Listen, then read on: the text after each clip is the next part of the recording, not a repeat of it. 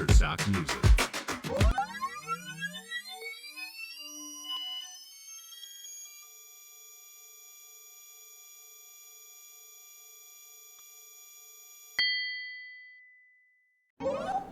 Fala, meu caro aluno, sejam todos muito bem-vindos ao canal Posologia.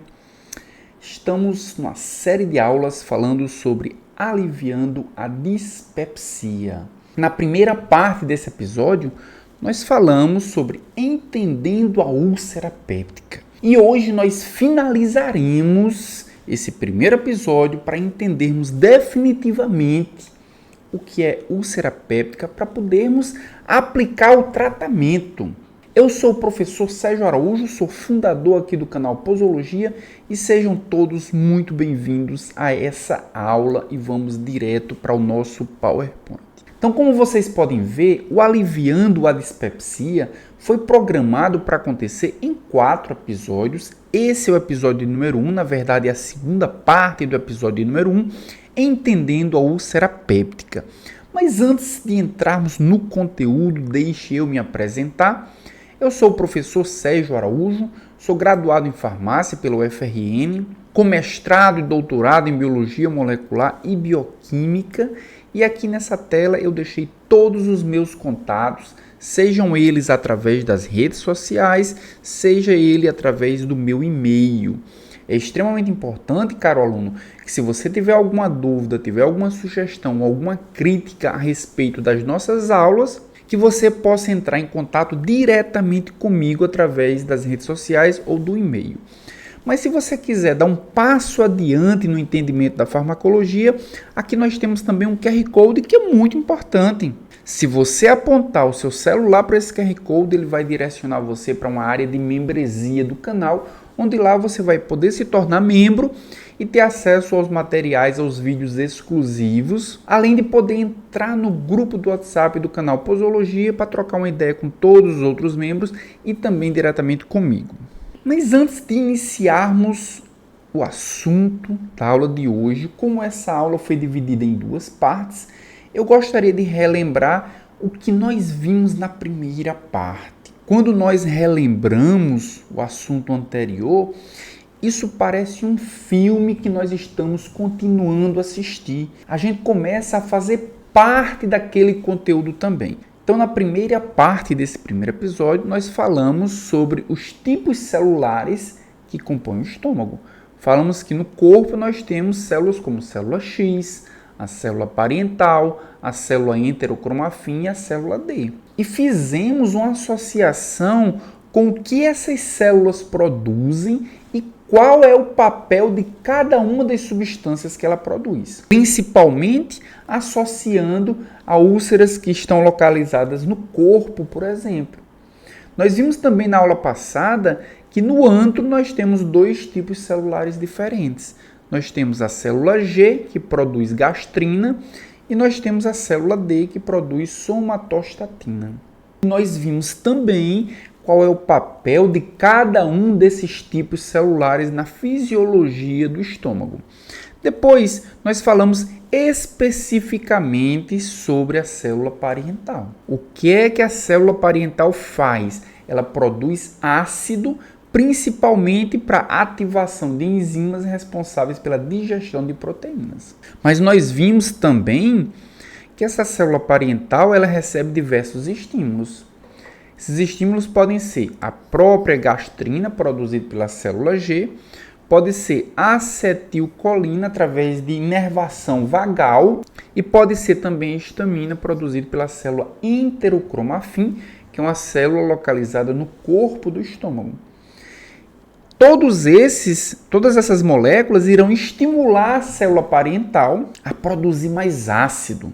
Ou seja, todos esses vão induzir, vão perpetuar, no caso de uma úlcera gástrica ou uma úlcera duodenal, vai perpetuar os sintomas que o paciente tem. Mas para que essa fisiologia ela entre em equilíbrio, nós precisamos de inibidores dessa célula. Quais são os principais inibidores? Nós temos aqui o GLP-1, nós temos aqui, por exemplo, as prostaglandinas. E nós vimos na aula passada que as prostaglandinas são extremamente importantes para regular não só a produção do ácido, mas também a produção do muco que protege a mucosa gástrica. O que mais nós vimos na aula passada?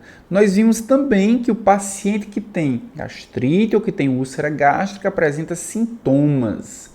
Esses sintomas podem ir desde uma dor epigástrica ao clocking, que é aquela dor insuportável que o paciente sente durante a noite e que, em muitos casos, é confundida com infarto. A gente entendeu os mecanismos pelos quais esses sintomas ocorrem. Por que o paciente sente dor epigástrica? Por que o paciente sente clocking? O que é que acontece durante a noite com relação a esse equilíbrio de fatores estimulantes e fatores inibitórios que fazem com que o clocking seja muito mais comum? Nós vimos também que o paciente que tem úlcera gástrica, ele tem náuseas.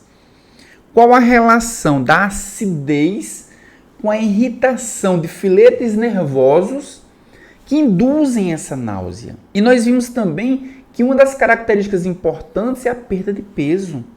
O paciente que tem úlcera gástrica, ele tem muitas vezes perda de peso. Por que isso acontece? Qual é o mecanismo dessa perda de peso? E na finalização da primeira parte da aula passada, nós falamos sobre os tipos de úlceras pépticas causadas por agentes diferentes. Causada, por exemplo, pelo H. pylori. Que características tem essa úlcera? Qual é o local predominante dessa úlcera? Qual a relação que essa úlcera tem com o pH? Em pH mais alto, em pH mais baixo? Quais são os sintomas? Apresenta ou não apresenta sintomas? Qual é a profundidade da úlcera causada pelo agente H. pylori? Ou causada pelo AINE, ou causada pelo estresse? Nós vimos que esses três fatores são três fatores de risco bastante importantes.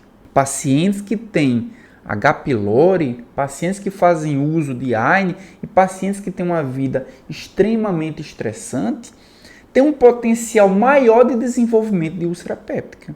Por isso, nós finalizamos essa aula mostrando quais as diferenças e as características que diferenciam cada uma dessas úlceras pépticas.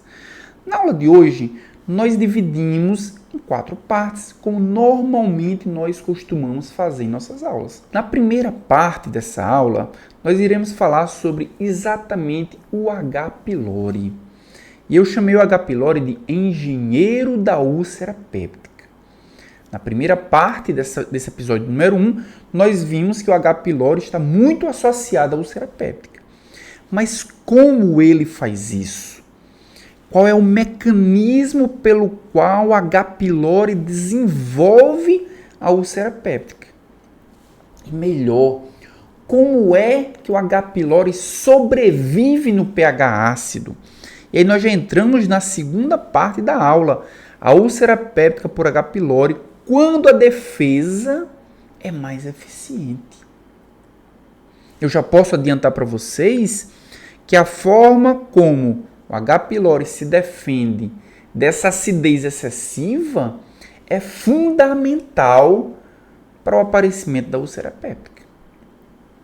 Na terceira parte dessa aula, iremos falar sobre o AINE. AINE, um agressor permitido? Não resta dúvidas nenhuma a importância dos anti-inflamatórios não esteroidais para tratar processos inflamatórios que muitas vezes são crônicos. Mas também não resta dúvidas que o estômago sofre com o uso do AINE. Que o estômago ele é agredido com o uso do AINE. Então, iremos falar sobre os mecanismos pelos quais o AINE ele promove a agressão no estômago. E eu já posso adiantar para vocês que não é só um mecanismo. São vários mecanismos e nós precisamos saber desses mecanismos até para decidir em qual molécula confiar mais ou menos para o paciente que já tem uma propensão maior para desenvolvimento da úlcera péptica. E é exatamente esse quarto ponto que vai ser fundamental nessa aula. AINE, qual o menos pior na úlcera gástrica? ou na úlcera péptica? O AINE certamente produz uma agressão maior ao estômago do que se alguém não estivesse usando o AINE. Mas na necessidade urgente de usar um AINE, a gente precisa entender quais são as características que produzem essa agressão para a decisão de qual é a molécula mais confiável, qual a molécula que vai trazer menor agressão e que vai trazer mais benefícios do que malefícios para aquele paciente em particular. Então são esses os pontos que nós veremos na nossa aula de hoje. E vamos começar exatamente com a pergunta que finalizamos a primeira parte do episódio 1. Como o H. pylori induz úlcera péptica? Aqui nessa imagem, nós podemos ver vários pontinhos vermelhos.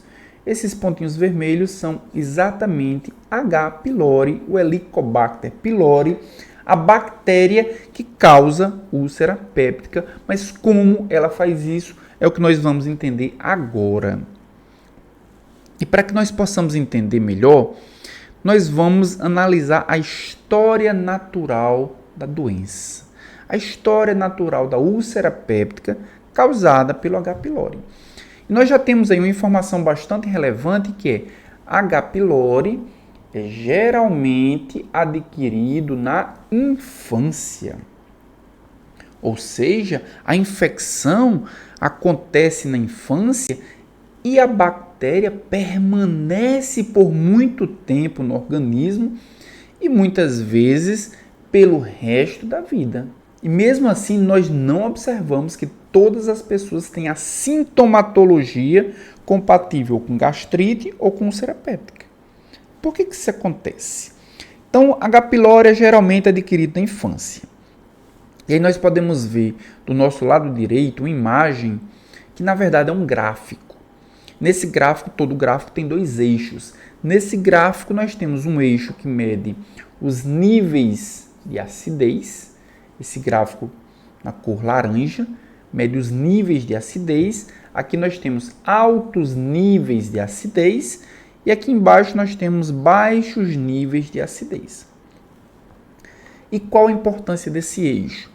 Esse eixo ele vai determinar qual é a probabilidade do desenvolvimento de sintomas ou doenças, ou evolução da doença, ou progressão dos sintomas, a depender da acidez estomacal. Então, o parâmetro acidez estomacal vai ser extremamente importante para o desfecho clínico do paciente. Outro fator bastante importante encontra-se no outro eixo, que é a idade. Nós temos aqui crianças e esse eixo ele aumenta de acordo com a idade. Na outra ponta, nós temos idosos. Então, o desenvolvimento da doença vai depender do nível de acidez do estômago e vai depender também da idade do paciente. Então, vamos continuar lendo. H. pylori é geralmente adquirido na infância. Já entendemos isso. Agora, a infecção aguda por H. pylori, em algum momento, esse H. pylori que estava aqui na mucosa gástrica normal, que promoveu a infecção na infância, em algum momento, ele vai produzir uma sintomatologia aguda, uma dor no estômago muito grande. Isso acontece geralmente ainda entre a infância e a adolescência. Essa fase aguda da infecção, vocês podem observar que acontece uma diminuição do pH gástrico. Essa infecção aguda ela é acompanhada por hipocloridria. Na verdade, não é a hipocloridria que produz infecção aguda, mas é exatamente o desenvolvimento, o crescimento, a proliferação da bactéria na mucosa gástrica quem causa essa hipocloridria. Só que essa hipocloridria, ela é transitória e raramente é diagnosticada. Às vezes o paciente tem sintomas que não são atribuídos à infecção por H. pylori e que são compatíveis com essa hipocloridria, como, por exemplo, um processo digestivo mais difícil. Mas como ela é transitória, muitas vezes não se dá devida importância. E é exatamente por esse processo de infecção, de crescimento, de proliferação do micro-organismo que o pH que estava muito mais para o lado alcalino, ele volta ao normal e a gente vai entender o que é que a bactéria faz para que esse pH volte a níveis naturais. Mas essa infecção aguda, ela é passageira. Essa infecção aguda, ela é transitória. A gastrite, ela pode se tornar crônica? Sim, ela pode se tornar crônica em pessoas que são suscetíveis, mas 80 a 90% nunca terão sintomas. Então, de 10 a 20% das pessoas é que, de fato, desenvolverão uma gastrite crônica. E vejam que, novamente, nós temos um nível de pH relativamente alto para um nível de pH relativamente baixo. E quando eu falo pH baixo, estou falando de acidez.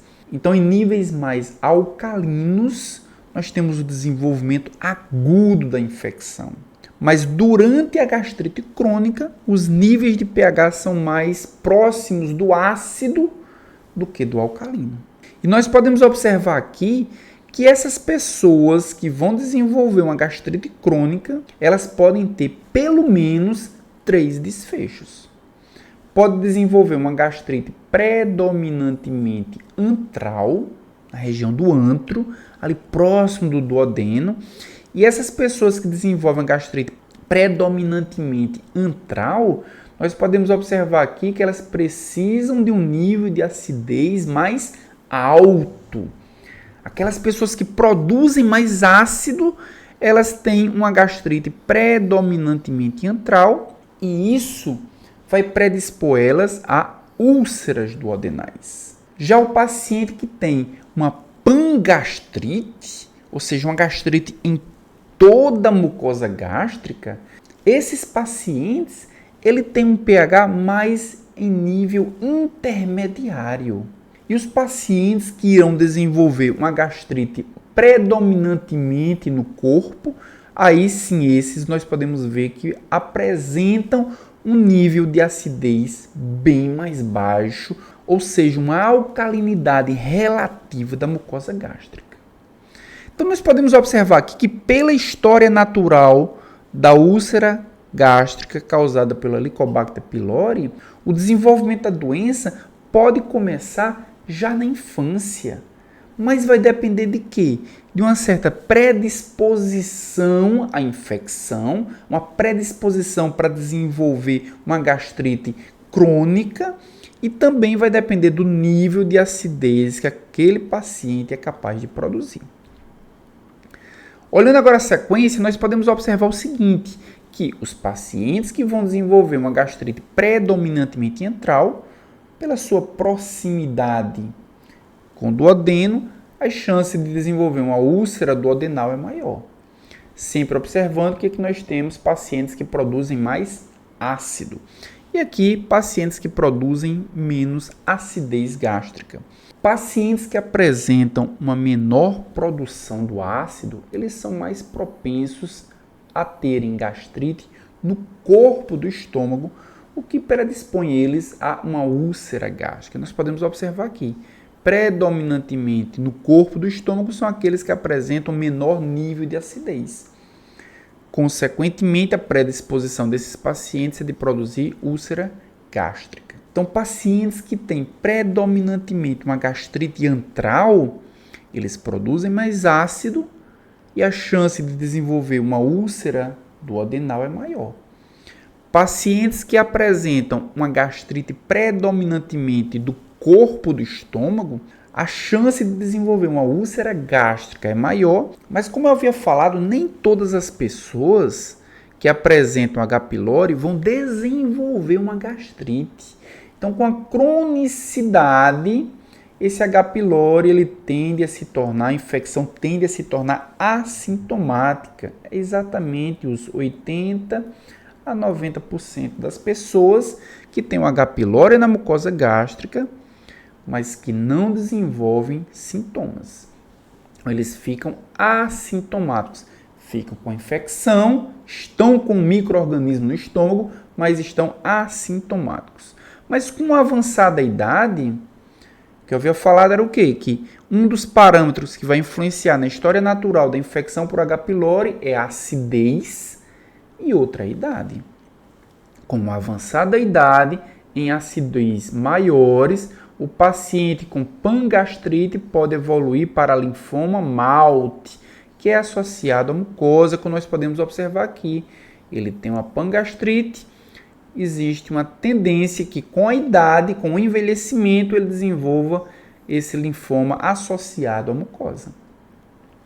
E se o paciente tiver uma produção menor de ácido, como por exemplo, aquele que tem uma gastrite do corpo do estômago, a tendência é que com a idade ele desenvolva uma metaplasia intestinal, depois uma displasia e depois um câncer gástrico. Existe uma chance maior para esses pacientes desenvolver câncer gástrico. E aí, meu caro aluno, você está gostando dessa aula? Só por essa história natural da doença, você já é capaz de dizer se essa aula ela é ou não é para você. Se vale ou não vale a pena ficar nela. Se você acha que vale a pena, já aproveite, já dá o like nesse vídeo e se inscreva no canal. Eu estou fazendo várias séries de aulas. Nós estamos na série Aliviando a Dispepsia, uma série em 4 episódios. Se você não quiser perder nenhum dos episódios, já se inscreve no canal, já marca também as notificações para ser notificado sempre que um novo vídeo, sempre que uma nova aula for ao ar. Voltando aqui para a nossa aula, então vamos entender agora como o H. pylori causa gastrite e como o H. pylori causa também a úlcera péptica. Então, como nós vimos na infância, o paciente é infectado pelo H. pylori. O H. pylori, ele costumeiramente fica na região do antro. Ele se aloja, ele se prolifera, ele cresce na região do antro. Nessa região, o H. pylori ele se localiza nas glândulas gástricas. E nas glândulas gástricas ele começa a produzir uma inflamação, que é exatamente a gastrite. Mas observem aqui que o H. pylori ele está penetrando no muco. Ele penetra no muco até chegar nas glândulas gástricas. E nós vimos na primeira parte dessa aula quais são as células que compõem as glândulas gástricas. Nós temos células mucosas, nós temos células epiteliais, nós temos a célula parietal. E com o crescimento desse micro-organismo, o sistema de defesa ele vai gerar citocinas pró-inflamatórias que vão produzir a inflamação da mucosa para tentar debelar essa infecção. Uma vez que essa infecção não vai ser debelada, nós temos exatamente a úlcera, que pode ser uma úlcera duodenal, já que o micro-organismo fica mais na região antral, e nós vimos que a região antral está mais associada com acidez maior. Se o micro-organismo está na região antral, a maior chance, 80 a 90% de chance do paciente que tem infecção pelo H. pylori ter uma úlcera duodenal. E 10 a 20% de ter uma úlcera gástrica, uma úlcera no corpo do estômago. Uma das complicações da úlcera gástrica ou da úlcera duodenal é exatamente a úlcera perfurada, é o sangramento, é hemorragia causada pela perfuração dessa úlcera. Bem, mas a pergunta que não quer calar é: até chegar à glândula gástrica, aqui, a glândula gástrica contém a célula mucosa, a célula parietal, a célula principal, que nós vimos na primeira parte, até chegar lá, o H. pylori precisa passar por um amplo gradiente de pH. Como é esse amplo gradiente de pH? Vejam só, aqui no lúmen gástrico, onde o Helicobacter pylori ele chega, o pH é em torno de 2. Na superfície do muco, que protege a mucosa gástrica, o pH é em torno de 3. Nós já temos aí uma variação de 1 ponto de pH. Aproximadamente no meio do muco, da camada mucosa, o pH é em torno de 5. E na superfície da mucosa, o pH é em torno de 7. Veja que há uma variação muito grande de pH, de 2 até 7. A pergunta é, como ele sobrevive a esse ácido? O que é que ele faz para sobreviver a esse ácido? E a gente vai entender exatamente toda a fisiopatologia. O H. pylori, depois que ele é ingerido, que ele chega até a mucosa gástrica, que ele percebe o pH em torno de 2, ele produz a urease. E a urease ele vai degradar a ureia, produzindo o quê? Produzindo o gás carbônico, que vai ser uma das formas de detectar no seu diagnóstico, e também vai produzir a amônia. E qual é o papel da amônia? É aumentar o pH. O pH em torno do micro-organismo é extremamente ácido. Essa acidez vai fazer com que ele degrade ureia, produzindo amônia. A amônia vai neutralizar a acidez, fazendo com que aquele pH fique mais alto, mais alcalino. Se vocês lembrarem de como é a história natural da doença, vocês vão perceber que durante a infância o paciente tem hipocloridria, quando a infecção ela é aguda. E ele tem hipocloridria exatamente porque há aumento do pH em função da neutralização da acidez pela amônia. Só que o estômago não é para ser alcalino. O estômago não é para ter um pH alto. O estômago é para ter um pH ácido, ou seja, um pH baixo. Então, o aumento do pH vai fazer com que a célula G, produtora de gastrina, aumente a sua atividade. E o aumento da gastrina vai fazer com que aumente a atividade da célula parental, que é a célula produtora da acidez, fazendo com que aquele pH que estava alto, ele volte a baixar. E vejam que interessante, nós temos aqui um micro-organismo que está alojado no muco, produzindo amônia para neutralizar essa acidez. Ao mesmo tempo, essa bactéria está destruindo a camada de muco e aumentando a acidez. Ou seja, é a fórmula perfeita para a destruição das células da mucosa, como nós podemos ver nessa imagem aqui. As células mucosas, todas elas sendo destruídas. Por quê? Porque não tem a camada de muco, que é protetora, e nós temos uma acidez exagerada que vai destruir essas células mucosas. Exagerada por quê? Porque o aumento do pH estimulou em demasia a célula parental a produzir mais ácido.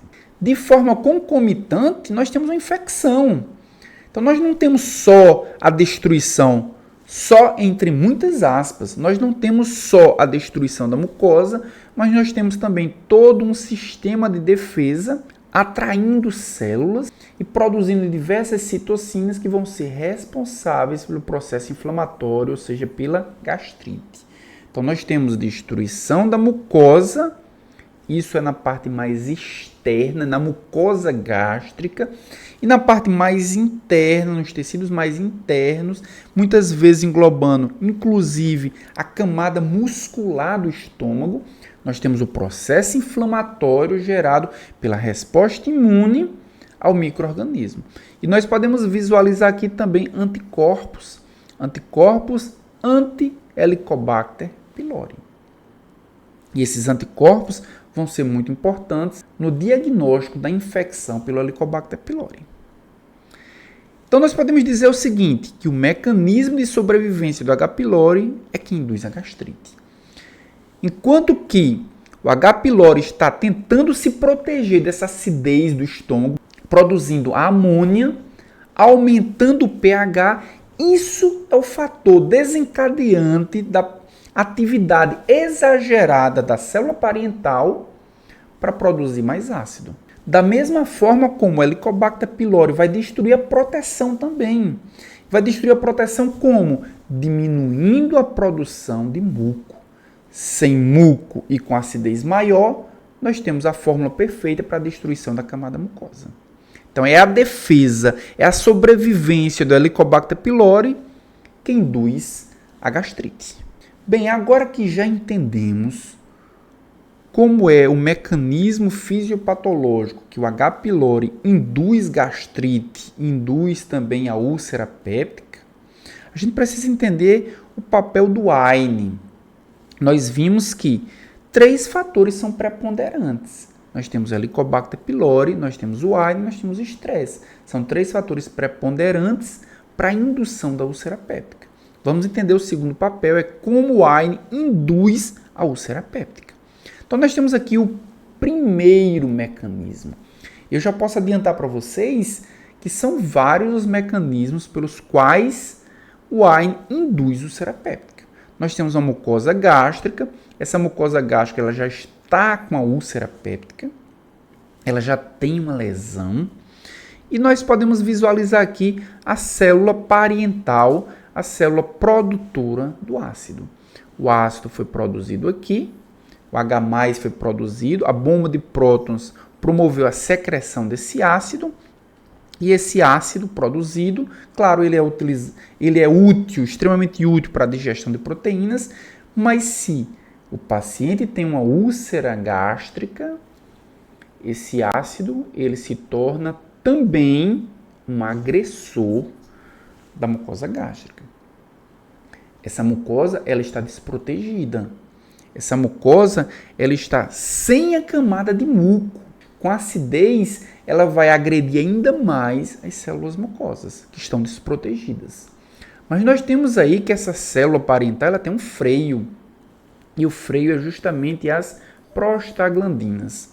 Enquanto que acetilcolina, histamina e gastrina é o acelerador dessa célula parietal, estimula a célula parietal a produzir mais e mais ácido, o freio são as prostaglandinas. Quando as prostaglandinas são produzidas, essa célula diminui a produção do ácido. E quando nós fazemos uso de um anti-inflamatório, principalmente os inibidores da COX-1, o que os anti-inflamatórios não esteroidais fazem é inibir a produção das prostaglandinas. Um carro sem freio é um carro desgovernado. Uma célula parietal, quando se utiliza um COX, um inibidor de COX-1, é um carro sem freio, é um carro desgovernado, ou seja, há uma maior produção de ácido. E quanto maior a produção de ácido, maior vai ser a agressão a essa mucosa que já está desprotegida. Esse é um dos mecanismos, é utilizar um anti-inflamatório, inibidor da COX-1, que vai inibir a produção de prostaglandinas, que são fisiologicamente importantes para frear a célula parietal.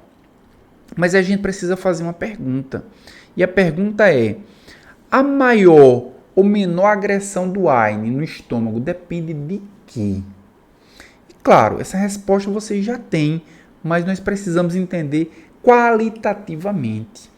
Quanto mais seletivo para COX-1, mais moléculas do AINE se ligam a COX-1 e, consequentemente, produzem dano gástrico. Nós vimos na série Aliviando a Inflamação que todo AINE inibe COX-1, inibe COX-2 também. O que diferencia um do outro é que existem alguns que inibem muito mais COX-1, existem outros que inibem muito mais COX-2. Aqui nesse gráfico nós podemos ver exatamente essa diferença de grupos. Os inibidores da COX-1 é o flubiprofeno, é o cetoprofeno, é o fenoprofeno, são inibidores muito fortes da COX-1. Se eles são inibidores preferenciais da COX-1, nós temos uma inibição maior das prostaglandinas fisiológicas encontradas na mucosa gástrica. Nós temos uma chance maior desses anti-inflamatórios produzirem diminuição do freio da célula parietal, fazendo com que ela produza ainda mais ácido do que produz normalmente. Mas além da seletividade pela COX-1, o que mais, que outra característica intrínseca ao AINE pode também ser atribuída a uma maior agressão à mucosa gástrica? Um outro mecanismo é exatamente relacionado com o seu pKa. Quanto menor o pKa do AINE, mais agressivo para a mucosa gástrica ele vai ser. E por que isso acontece? Imaginemos um anti-inflamatório com pKa de 3,5. Um pKa ácido. Em meio ácido, o estômago também é ácido, em meio ácido, nós temos que boa parte da molécula do anti-inflamatório vai ficar no seu estado não ionizado. No estado não ionizado, essa molécula vai passar facilmente pela membrana plasmática, como nós podemos ver aqui com essa seta grossa. Só que o anti-inflamatório não é ácido, quando ele chega no interior da célula, ele encontra um pH neutro. A tendência de um ácido em pH neutro é se ionizar. Com a ionização, essa molécula tende a passar em menores quantidades para a corrente sanguínea. Ou seja, esse anti-inflamatório vai ficar aprisionado na mucosa gástrica. E ao ficar aprisionado na mucosa gástrica, o anti-inflamatório vai causar lesão direta nessa célula gástrica. Vai causar lesão direta na célula mucosa, na célula produtora de muco, consequentemente diminuindo ainda mais a proteção. Diminui o freio e diminui também a proteção. Então nós podemos dizer o seguinte, que quanto menor o pKa do AINE, mais propenso ele é de causar dano ao estômago. Por quê? Porque tem muita facilidade de entrar na célula gástrica, mas tem muita dificuldade de sair dela. Ao contrário, AINEs que têm pKas alto, como pKas acima de 6,5, por exemplo, eles podem até penetrar na célula gástrica, a depender do pH. Por exemplo, pH baixo, ele penetra também em grandes quantidades. Mas nós podemos observar que por eles terem a natureza de pKa alto, ao entrarem na mucosa gástrica, ao entrarem na célula gástrica, que tem um pH neutro, a tendência é eles se ionizarem muito menos. E ao se ionizarem muito menos, eles têm a tendência a sair mais facilmente para a corrente sanguínea. Por essa razão, quando o paciente utiliza um AINE, tem uma úlcera péptica causada por AINE, ou tem uma gastrite causada por AINE, um dos objetivos terapêuticos para tratar é a utilização de um inibidor da bomba de prótons, porque o inibidor da bomba de prótons vai aumentar o pH e vai prevenir o AINE de serem absorvidos pelo estômago. Em pHs altos, nós temos uma entrada menor de anti-inflamatório no estômago. Quanto menos anti-inflamatório entrar no estômago, menor vai ser a lesão que ele vai causar nessa célula gástrica, mesmo que esse anti-inflamatório seja um anti-inflamatório ácido. Então, o objetivo terapêutico do IBP é diminuir a entrada do AINE, independentemente do seu pKa, na célula gástrica. E, de certa forma, proteger essa célula gástrica também. Então, nós podemos dizer o seguinte, que quais são os fatores de risco para pacientes que têm uma úlcera induzida por AINE. Quais são os pacientes que nós devemos nos preocupar mais? Primeiro, os pacientes que têm idade superior a 65 anos. Então, um dos fatores importantes é a idade. Quanto mais idoso, mais propenso a desenvolver uma úlcera induzida por AINE. Um outro fator é o tempo. Quanto tempo usou um AINE antes de usar novamente? Pacientes que utilizaram com um intervalo menor do que um mês têm uma propensão maior de desenvolver uma úlcera péptica. Então, dá um intervalo maior entre dois usos sequenciais do AINE também é uma forma de se proteger de uma úlcera induzida por AINE. E, finalmente, a dose. Uma dose mais elevada de AINE também poderá produzir uma chance maior de uma úlcera induzida por AINE, ou se utilizar mais de um AINE ao mesmo tempo, principalmente se esses AINEs forem não seletivos para COX-2. Todo AINE, ele causa alguma agressão na mucosa gástrica. O que nós precisamos ficar atentos é qual deles produz menor agressão. E essa menor agressão, como nós vimos, vai depender da seletividade pela COX-1 ou pela COX-2. Quanto mais seletivo para COX-2, melhor. Quanto mais seletivo para COX-1, pior. Mas mesmo os que são extremamente seletivos para COX-2, eles também produzem uma agressão. O ibuprofeno, por exemplo, produz uma odds ratio de 2, ou seja, a chance dele causar uma lesão gástrica é 2 vezes maior do que se o paciente não usasse ibuprofeno. Mesmo o ibuprofeno sendo considerado um anti-inflamatório não seletivo. Quando nós olhamos para o diclofenaco é menos seletivo ainda. A odds ratio do diclofenaco é 4,2, ou seja, ele é 2 vezes mais agressor da mucosa gástrica comparado ao ibuprofeno. O naproxeno, ele é completamente seletivo para COX-1. A odds ratio dele é 9,1, ou seja, um paciente que utiliza naproxeno tem 9 vezes mais chance de ter uma lesão gástrica comparado a um outro que não estivesse utilizando naproxeno.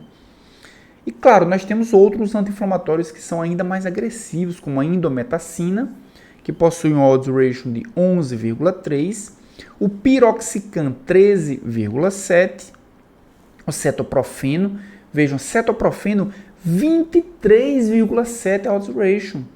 Ele produz uma chance de 23, quase 24 vezes mais chance de agredir a mucosa gástrica do que alguém que não estivesse utilizando o cetoprofeno.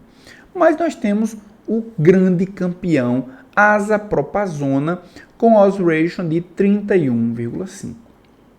Desses anti-inflamatórios que eu mostrei aqui, é o mais agressor. Então, quando eu mostrei no início da aula qual o menos agressor, se nós tivermos um paciente com baixa propensão ao desenvolvimento de úlcera gástrica ou de gastrite, mesmo aqueles que têm uma chance maior, eles podem ser tolerados por pouco tempo. Sempre levando em consideração, nós temos a seletividade como fator importante para a decisão, mas leva em consideração também a idade do paciente, leva em consideração o tempo que ele está usando e o intervalo que ele deu entre um uso e outro, e leva em consideração também, além da dosagem, o uso concomitante com outros anti-inflamatórios. O segundo mecanismo que eu queria discutir com vocês, nós temos aqui a mesma imagem, um paciente, a úlcera péptica na mucosa gástrica. Nós temos aqui a célula gástrica, a célula produtora de muco. Como nós vimos anteriormente, na luz do estômago o pH é em torno de 2. Então, a depender do pKa do anti-inflamatório, por exemplo, a aspirina tem um pKa extremamente baixo. Ela vai ser muito facilmente absorvida pela membrana plasmática da célula mucosa gástrica em pH muito baixo. Então, ela vai ser absorvida. Quando ela entra no citoplasma, ela vai encontrar um pH em torno de 7, pH neutro. Então, automaticamente, essa molécula que está no seu estado molecular vai se ionizar em íon salicilato. E o que é que o íon salicilato vai fazer? Ele vai agredir essa célula, vai causar lesão celular. Mas qual é o papel dessa célula? Produzir muco. Sem essa célula, nós temos uma menor produção de muco, que vai ser protetor para essa lesão, consequentemente, maior lesão gástrica, mesmo se a produção ácida for a mesma. Então vejam que combinação problemática. De um lado, nós temos um anti-inflamatório que vai diminuir o freio, aumentando a acidez, aumentando a produção do ácido pela célula parental. E, por outro lado, nós temos o anti-inflamatório que vai destruir a célula mucosa, diminuindo a sua proteção. Maior agressão de um lado, menor proteção do outro. Então, paciente que tem uma certa susceptibilidade ao uso do AINE, certamente ele vai ter uma lesão maior da mucosa gástrica. Na primeira parte dessa aula, nós falamos sobre o caso clínico 1. E aquele paciente, ele claramente precisa ser tratado. Ele tem diversos fatores de risco, ele tem diversa sintomatologia, mas a pergunta é, quais são os objetivos ao se tratar o paciente? E esses objetivos, a gente precisa levar em consideração do que é que nós estamos falando. Estamos falando de uma úlcera associada ao H. pylori? Estamos falando de uma úlcera associada a um anti-inflamatório não esteroidal? Os objetivos vão ser diferentes.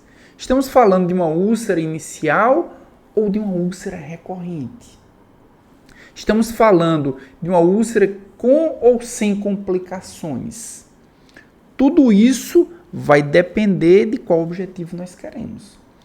Então, os objetivos eles se dividem em 4. O primeiro objetivo é aliviar os sintomas. Nós queremos apenas aliviar os sintomas. A depender se essa úlcera é causada por H. pylori ou Lyme, o objetivo é aliviar os sintomas enquanto a causa não é resolvida. A causa por H. pylori precisa ser resolvida com antibiótico.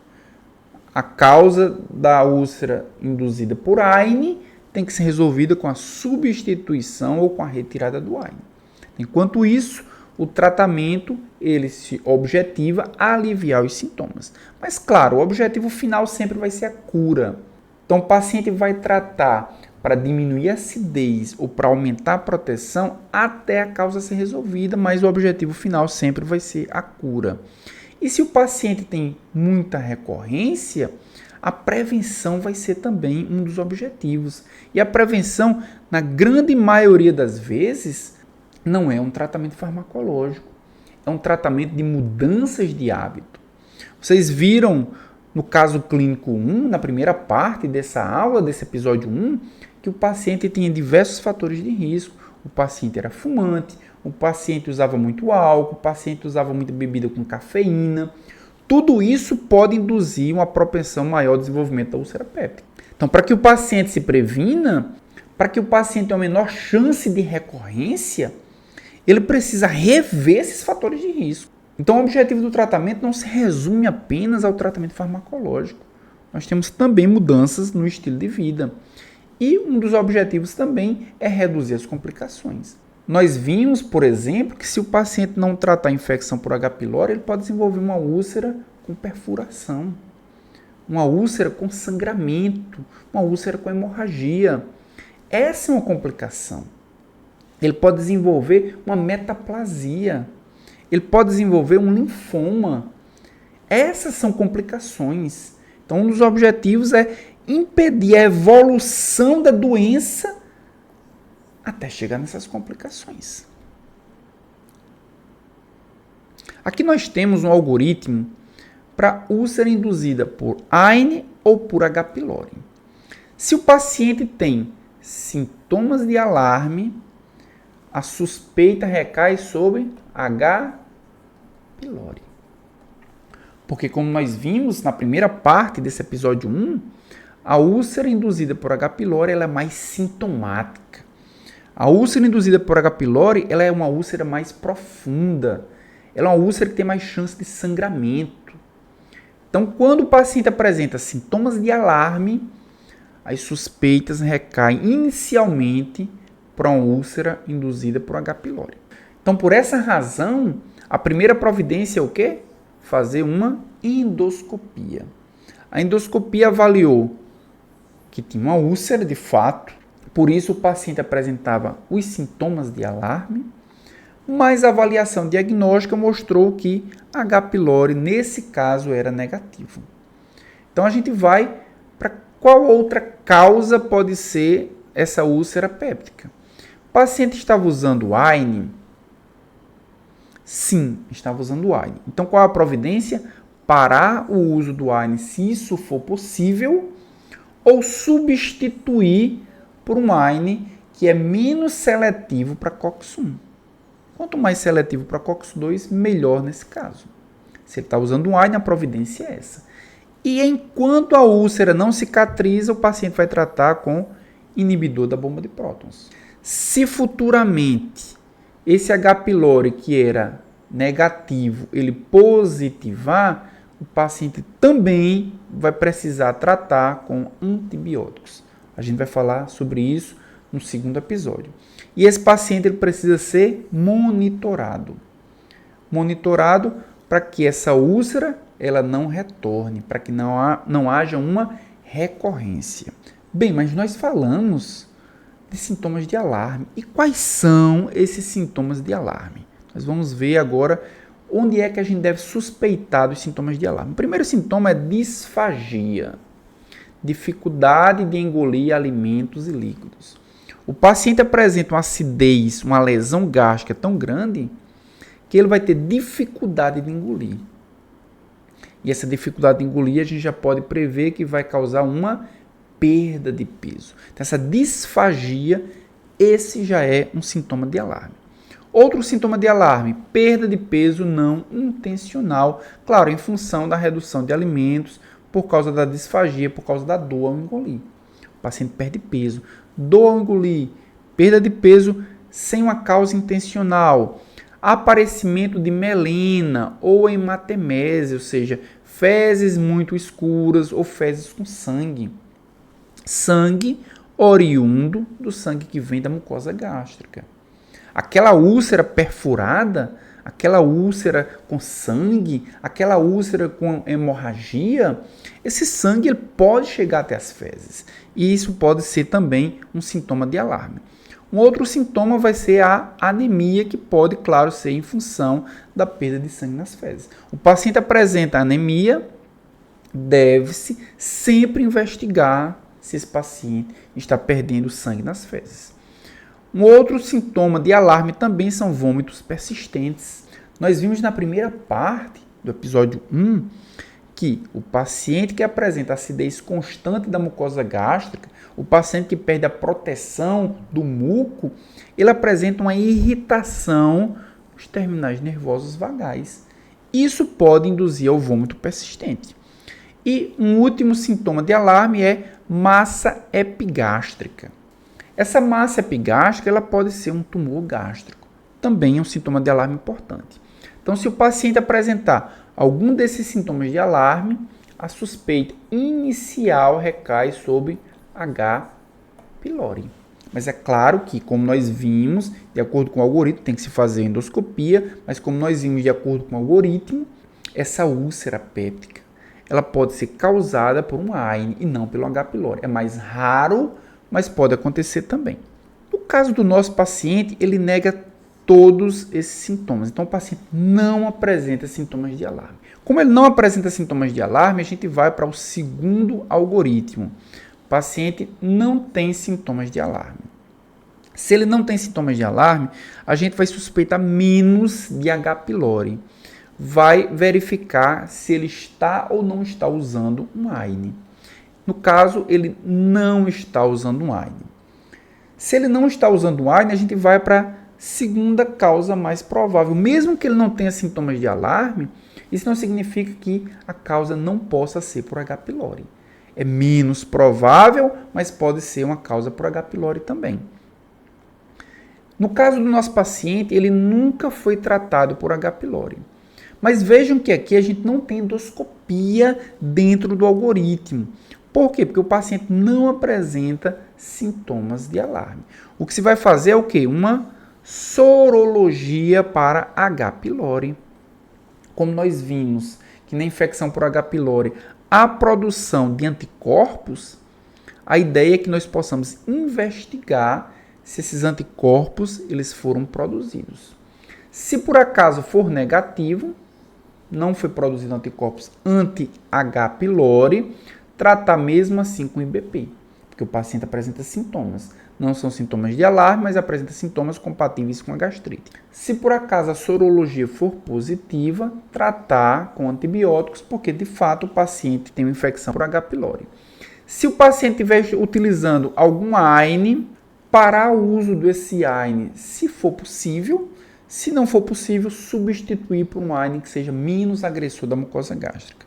Da mesma forma que o outro algoritmo, sempre monitorar o paciente para recidivas, para que o paciente não tenha recidivas, para ter certeza que o paciente, de fato, ele está curado. Voltando ao caso clínico 1, nós vamos fazer a seguinte pergunta. No caso clínico 1, se você não lembra como é o caso clínico 1, volta lá, na primeira parte desse episódio 1, eu descrevi todos os fatores de risco, todos os elementos que acompanham o paciente. A pergunta é, quais fatores devem ser levados em consideração ao selecionar o regime de primeira linha para a erradicação do H. pylori? O paciente, ele fez endoscopia, o paciente ele foi diagnosticado com H. pylori, ele tinha infecção por H. pylori. A pergunta é, o que é que deve ser levado em consideração para adotar a primeira linha de erradicação do H. pylori? Também, quais opções terapêuticas, além da primeira linha, nós temos para tratamento do H. pylori? E qual poderia ser o melhor esquema no caso específico do paciente RL? Todas essas perguntas vão ser respondidas no episódio 2, que se chama Aliviando a úlcera péptica. Até agora nós entendemos a doença. O episódio 1, Entendendo a úlcera péptica, dividido em 2 partes, foi apenas para que nós possamos entender as causas, as consequências, os fatores de risco, mas agora a gente vai tratar o paciente. Então, o episódio 2, Aliviando a úlcera péptica, será o nosso próximo episódio. E para finalizarmos a nossa aula, a frase de hoje é a frase do Usain Bolt. A diferença entre o impossível e o possível está na determinação. Então, se você chegou até aqui, certamente você é uma pessoa muito determinada. Eu peço para que, se você gostou dessa aula, você faça um print dessa tela, você compartilhe nas suas redes sociais, você me marca com @prof.sergioaraújo para me saber que você chegou até o final, para saber que você gostou de todo esse conteúdo. E é claro, gostaria de agradecer a todos vocês por assistir o episódio número 1 até o final, as 2 partes. Se você está interessado nessa apresentação especificamente, você pode apontar o seu celular para esse QR Code e vai levar você para uma plataforma onde você vai poder baixar essa apresentação e também todas as outras apresentações da série Aliviando. Queria agradecer mais uma vez. Se você tiver alguma dúvida, coloque aqui nos comentários, eu vou ter o maior prazer em responder a sua dúvida. Muito obrigado por ter assistido mais uma aula, muito obrigado por ter chegado até o final e até a próxima aula.